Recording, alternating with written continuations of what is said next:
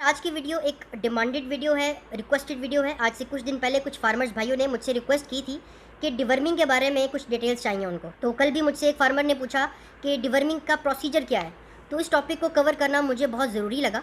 तो आज के सेशन में हम इंशाल्लाह डिस्कस करेंगे कि डिवर्मिंग असल में चीज़ है क्या। बर्ड्स के अंदर, मुर्गियों के अंदर जो कीड़े पैदा हो जाते हैं उनकी खुराक की नाली में, उस कीड़ों को ख़त्म कैसा करना है, डिवर्मिंग की मेडिकेशन क्या है और इसका प्रोसीजर क्या है। तो बहुत यूज़फुल रहेगी ये वीडियो। इस वीडियो को एंड तक ज़रूर देखिएगा। और वीडियो शुरू करने से पहले अगर आप इस चैनल पे नए हैं और आपने चैनल को सब्सक्राइब नहीं किया हुआ तो चैनल को सब्सक्राइब ज़रूर कीजिएगा। तो चलिए शुरू करते हैं आज की वीडियो। तो यार, डिवर्मिंग एक ऐसा प्रोसेस है जिसमें बर्ड्स के अंदर, मुर्गियों के अंदर जो कीड़े होते हैं, सूंडी नुमा कीड़े, उनको कंप्लीट तौर पे ख़त्म कर दिया जाता है, मुकम्मल तौर पे उनका सफाया कर दिया जाता है। ये एक प्रोसेस होता है जैसे आप वैक्सीन कराते हैं, ये भी एक किस्म का मेडिकेशन का प्रोसेस है। ये आपको रैंडमली मंथली अपने बर्ड्स को कराना पड़ता है ताकि बर्ड्स के अंदर जो कीड़े बन रहे हैं उनका सफाया हो सके।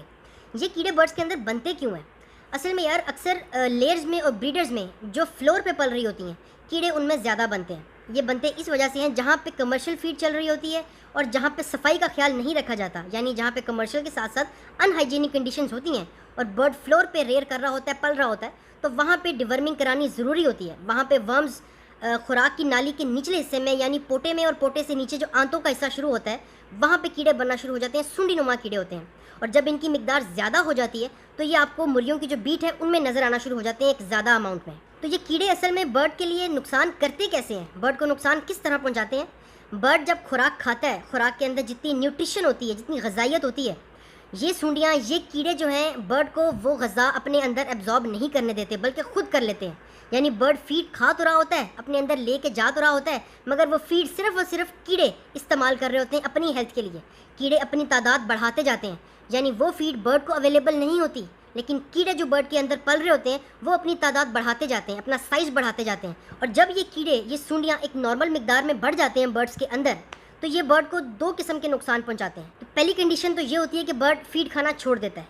जब बर्ड फीड खाना छोड़ देता है तो मोर्टेलिटीज़ बढ़ जाती हैं, यानी बर्ड अचानक मरना शुरू हो जाता है। फार्म में पता नहीं चलता डेथ्स का और अचानक मरना शुरू हो जाता है। पोस्टमार्टम में उनकी जो इंटेस्टाइन को जब काटा जाता है उसमें आपको सूंडियाँ नज़र आती हैं, जिंदा या मरी हुई। आपको वहाँ से शक पड़ता है कि इस वजह से बर्ड की मोर्टेलिटी हुई है। दूसरी कंडीशन जो बर्ड में डेवलप होती है वो ये होती है, बर्ड फीड तो खाता है मगर अपनी ग्रोथ बढ़ा नहीं पाता, यानी बर्ड की जो ग्रोथ है वहीं पर रुक जाती है। बर्ड की हाइट इंक्रीज़ नहीं होती, बर्ड का वेट इंक्रीज़ नहीं होता, बर्ड की प्रोडक्शन इंक्रीज़ नहीं होती।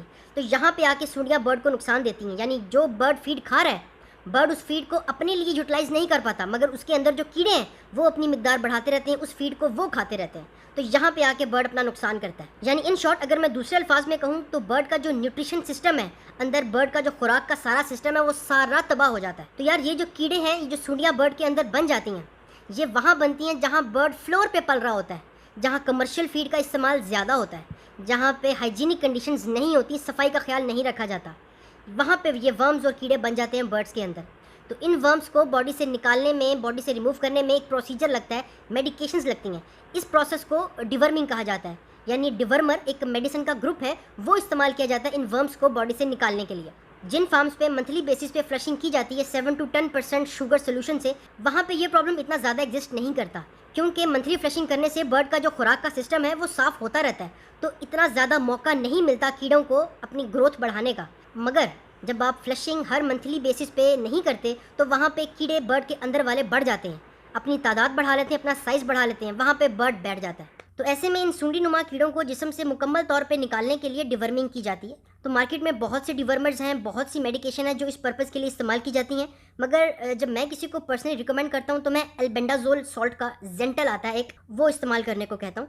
जेंटल में एल्बेंडाजोल का कॉम्बिनेशन है और ये बहुत ज़बरदस्त किस्म का रिजल्ट देता है डिवर्मिंग की प्रोसेस में। इसकी छोटी टैबलेट्स भी आती हैं और सोल्यूशन भी आता है, ये आप पे डिपेंड करता है कि आपने बर्ड्स को क्या देना है, लेकिन दोनों का बहुत अच्छा रिजल्ट है। तो जिस तरह आप वैक्सीन देते हुए, लाइव वैक्सीन देते हुए प्रोटोकॉल्स को फॉलो करते हैं, सेम प्रोटोकॉल्स आपने डिवर्मिंग के वक्त भी फॉलो करने हैं। अब डिवर्मिंग करते हुए आपने कोशिश करना है कि आप अर्ली मॉर्निंग का टाइम सेलेक्ट करें। वो इसलिए क्योंकि डिवर्मिंग करने से पहले, अच्छे रिजल्ट्स लेने से पहले ज़रूरी है कि आप बर्ड को 2 से 3 घंटे ऑफ फीड रखें, यानी बर्ड को भूख रहे, बर्ड को प्यास रहे, ताकि वो मैक्सिमम पानी पी सके जिसमें आपने डिवर्मिंग वाला सॉल्ट मिक्स किया हुआ है। अल्बेंडाजोल एक ऐसा सॉल्ट है जिसको बॉडी में जाने के लिए थोड़ा टाइम तो चाहिए होता है, मगर इसका एक्शन बहुत स्ट्रांग होता है। इसलिए कोशिश करें कि बर्ड को 2 से 3 घंटे की भूख लाजमी लगाएं, बर्ड को 2 से 3 घंटे की प्यास लाजमी लगाएं, ताकि बर्ड मैक्सिमम पानी पी सके।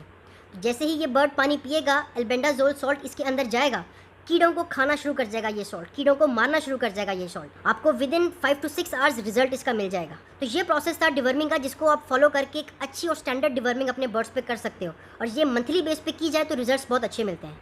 तो ये था आज का कंटेंट। उम्मीद करता हूँ आपको वीडियो समझ में आई होगी, अच्छी लगी होगी। अगर वीडियो पसंद आई है तो लाइक कमेंट शेयर सब कीजिएगा और फैला दीजिएगा, और चैनल को सब्सक्राइब लाजमी कीजिएगा। तो इंशाल्लाह मिलते हैं फिर अगली वीडियो में अगले कंटेंट के साथ। तब तक अपना बहुत ख्याल रखिएगा, दुआ में याद रखिएगा। अल्लाह हाफिज़।